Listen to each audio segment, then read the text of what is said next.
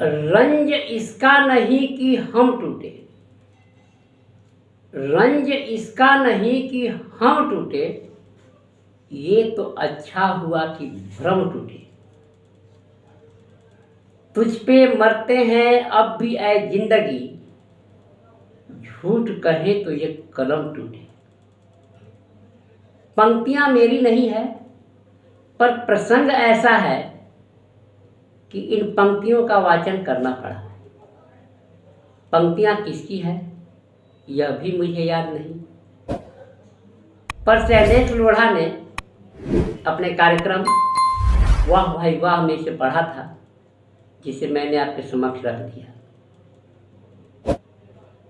प्रसंग है कि पप्पू यादव का भ्रम टूट गया है, इसलिए पप्पू यादव ने आम जन से माफी मांग ली है। पप्पू यादव ने क्या कहा, पहले उसे संक्षेप में हम आपके सामने रखते हैं, इसके बाद आपको रूबरू कराते हैं। पप्पू यादव: सबको मेरा प्रणाम। मैंने लोकसभा में पिछले दिनों अपनी बात एक बिल के विरोध में रखी थी। कुछ संदर्भ सदन के पटल पर रखे थे। इसका ये कतई मतलब नहीं था कि मुझे किसी व्यक्ति या धर्म के लोगों को आहत करना था। इसलिए आपसे आग्रह करूंगा कि गाली गलौज करने से बेहतर है आइए समाज और देश से मिलकर काम करें। हम लोगों की सेवा करते हैं और करते रहेंगे। जो लोग इसे पैसे में तोड़ लेते हैं, भले उनके लिए महज हो, लेकिन ज़रूरत के समय में उन ज़रूरतमंदों के लिए राहत होती है। आप भी बड़ा दिल दिखाएं और कम से कम अपने आसपास के ज़रूरतमंद लोगों की सेवा करें। मेरा यही आग्रह है। आप सबों से एक विशेष आग्रह है। अब आइए रूबरू होते हैं पप्पू यादव के। रामनवमी की ढेर सारी शुभकामनाएं। मैंने कल बक के सवाल पर बुद्ध की बात की, पहले वसुधैव कुटुंब की बात की, और फिर मैंने यह कहा कि अंग्रेज के समय कोई भी राजा महाराजाओं की बात में नहीं की। तो राजा महाराजाओं में न तो कोई जाति है, न धर्म है, न पप्पू है, न कोई और है। इसमें कुछ व्यक्ति को ठेस पहुंची तो हम क्षमा चाहते हैं। संदर्भ कुछ और था।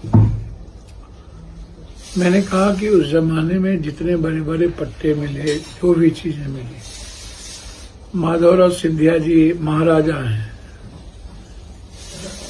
तो उनके कोई सत्कर्म या कुकर्म और सत्कर्म करके वो राजशाही में हो। मैंने मूलवासी आदिवासी की बात की थी कि जल जंगल जमीन पर किस ये तहजीब ये संस्कृति किसकी नहीं। फिर गरीबों से आदिवासियों से जमीन किसने छीनी। ऐसी सनातन संस्कृति पर कौन सी विचारधारा बड़ी हो गई कि बौद्ध धर्म के विचार इस दुनिया में आए। तो अलग संदर्भ था। मैंने यह भी कहा कि महिलाओं के आरक्षण पर मैंने कहा कि आप दलित, एसटी, एससी, बीसी को आरक्षण नहीं देना चाहते थे, इसलिए महिलाओं का सम्मान नहीं कर पा रहे। भैया, सदन में कई तरह की बातें होती है। मुझे समझ में नहीं आता है कि आप लोग इतने उतावले क्यों हो जाते हैं। आप बहुत ताकतवर लोग हैं आप लोग। मैं छोटा लोग हूँ, मुझे फरियाने नहीं आता है। हम एक बार रिश्तेदारी रिश्ता बनाते हैं। और फिर एक बात मैं कहना चाहूंगा, राजपूत समाज के लोग हों, चाहे जाट हो, गुजर हो, यादव हो या हीर हो, मैं इस बीच में भी कहूं कि शिवाजी प्रताप की माँ यादव है, ये इतिहास कहता है। उसमें ही कोई एक ऐसी जाति है जो पिता है। तो जात का तो कुछ पता उस संदर्भ में था नहीं। कृष्ण के काल में भी जात नहीं थी। तो जात यदि कहें भी, तो जो लोग अलग अलग अपने को समझते हैं, मैं तो नहीं समझता हूँ। मैं तो एक परिवार ही समझता हूँ। मेरे किसी भी बड़े भाई को मत ठेस पहुंचा। और हम फरियाने की बात तो करते ही नहीं है, न करेंगे। हमारे यहाँ परिवार के तरह तो क्या फरियाना है। अर्जुन की शादी सुभद्रा से और कृष्ण की बहन से भी, और कृष्ण की शादी अर्जुन की बहन से भी। तो वंशज और खानदान तो शुरू से है। आप उठा के देखिएगा तो हम लोग एक हैं। जाट है, गुजर है, कई सारे समाज, सब लोग एक हैं। कोई कभी मियाँ का वंशज बना देता है, कोई कभी चमार का औलाद बना देता है। देखिए कोई दिक्कत नहीं। कोई कहता है और भी कुछ चाहते थे, मुझे उसमें नहीं आपत्ति है। मुजफ्फरपुर के एक साथी ने लिखा, देखिए 9000 बीघा जमीन हमको था, छरदादा छरदादा छरदादा कहाँ से उनको मिली, क्या अंग्रेज से वो लोग लड़े थे, आप पता कर लेने में क्या दिक्कत है। उस वक्त जब मथुरा से हम लोग बांका भर को आए थे, वहां बड़ी लड़ाई हुई थी अंग्रेज से। कई अंग्रेजों का कत्ल करके तब हम लोग कामत पर आए। तो क्या चाहती, यदि जमींदारी यदि कोई गलत संस्कृति से भी होगी तो बिल्कुल गलत है, चाहे हम हो चाहे कोई हो। मैं भी उसमें आता हूं। मैंने कहा कि मैं नहीं आता हूं उसमें। यदि हमारे पुरखों ने, पूर्वजों ने कोई देश को बेच करके या अंग्रेजों की दलाली करके लिया होगा तो निश्चित रूप से वो गलत था और मैं उसे गलत मानता हूं। बस मैंने यही बात तो मैंने कही। क्षमा, वैसे यदि किसी को ठेस पहुंची तो मैं क्षमा चाहता हूं। मेरा तात्पर्य जमींदार नहीं, बड़े बड़े ऐसे राजा जिन्होंने हमेशा, आपको भी पता है बड़े भाई, कि किस तरीके से लोगों ने समझौता किया। मैं तो हमेशा जैसे रंगा संगा का सवाल आया तो मैं बड़ी मजबूती से खड़ा रहा। हम लोग वीर के साथ है। इतिहास पुरुष तुरंत फरियाने की बात, पूर्णिया जाने की बात, सब पूर्णिया और फरियाने लगता है कि बहुत बचकना होती है। दूसरी तरफ मेरे खून में, मेरे संस्कार में किसी जाति को, किसी धर्म मजहब को गाली देकर राजनीति करना नहीं है। मैंने कई बार कहा कि मेरे बाप दादाओं ने आनंद मार्गी हैं, मैं लोग शिव को मानने वाले, आनंद मूर्ति जी को, मेरे ऐसे संस्कार नहीं। तो मैं ऐसा भी नहीं कर सकता हूं, ना मैं करूंगा, ना मैं ठेस पहुंचाऊंगा। जमींदार का तात्पर्य किसी जाति से नहीं होता है, न है।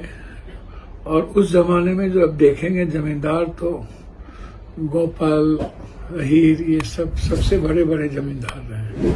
इतिहास उठा के देखिएगा तो उससे बड़ा जमींदार कोई नहीं, राजा कोई नहीं रहा। तो मैंने एक संदर्भ में कही, मैंने किसी को गाली नहीं दिया। तो इसीलिए 2 मिनट में खत्म कर देना, काट देना, चैलेंज कर देना, ये ठीक नहीं है। आप भी काम करिए, लोगों की सेवा करिए, हम भी कर रहे हैं। सब लोग मिल करके सीमांचल कोसी की बात करें। हर दिन हम अपने घर की सीमांचल की बात उठाते हैं।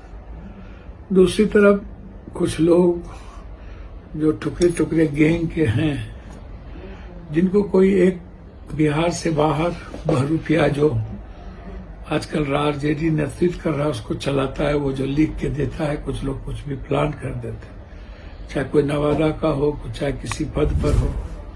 मैं उनसे कह रहा हूं कि आप अपने कर्मों से आगे बढ़िए। जरूरी थोड़ी है कि पप्पू यादव को गाली देने से आपके नेता आपको पहचानेंगे, या पप्पू यादव के खिलाफ ट्वीट करने से आपके नेता पहचानेंगे।